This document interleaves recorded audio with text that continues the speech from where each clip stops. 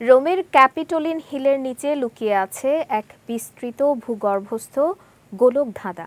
1 শতাব্দীর বেশি সময় ধরে সেখানে মানুষের পদচিহ্ন পড়েনি, তবে শিগগিরই সেই নীরবতা ভাঙতে চলেছে। রহস্য ঘেরা এই গোলক ধাঁধা নিয়ে বিস্তারিত থাকছে সৈয়দ নওশাদের ডেস্ক রিপোর্টে। পুরাতন রোম ছিল এক বিস্ময়কর সভ্যতা। গবেষকদের ধারণা খ্রিস্টপূর্ব 753 সালে এর সূচনা হয়।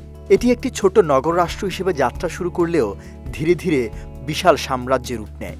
রোমানরা আইনের শাসন, প্রকৌশল, সাহিত্য ও সামরিক কৌশলে দারুণ অগ্রগতি সাধন করেছিল।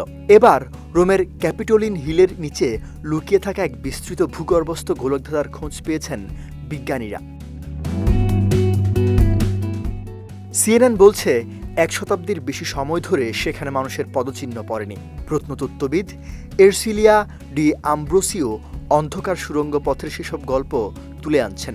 গ্রোত্তিনো দেল ক্যাম্পিদোলিও বা ক্যাপিটোলিন গুহা নামে পরিচিত এই বিস্তৃত সুড়ঙ্গ জাল প্রায় ৩,৯০০ বর্গ কিলোমিটার এলাকা জুড়ে বিস্তৃত। এটি রোমান ফোরাম ও 2000 বছরের পুরনো মার্চেলো থিয়েটারের নিচে ছড়িয়ে রয়েছে।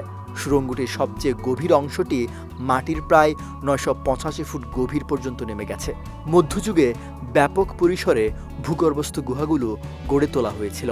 সে সময় এগুলো বসতঘর, দোকান, পানশালা ও রেস্তোরাঁ হিসেবে ব্যবহৃত হতো। বিশ্বযুদ্ধের সময় বোমা হামলা থেকে বাঁচতে এখানে শহরের বহু মানুষ আশ্রয় নিয়েছিল। 1920-এর দশকে ফ্যাসিস্ট শাসক বেনিতো মুসোলিনির আদেশে সুড়ঙ্গগুলো বন্ধ করে দেয়া হয়েছিল। বর্তমানে শুধু বিশেষজ্ঞদের প্রবেশাধিকার দিয়ে এর সংরক্ষণ ও পুনর্গঠনের কাজ চলছে। তবে 2026 সালের শেষ দিকে বা 2027 সালের শুরুতে রোমের নতুনতম ঐতিহাসিক আকর্ষণ হিসেবে সুড়ঙ্গগুলো জনসাধারণের জন্য উন্মুক্ত করে দেয়া হবে। সৈয়দ নওশাদ, বিজয় টিভি নিউজ ডেস্ক।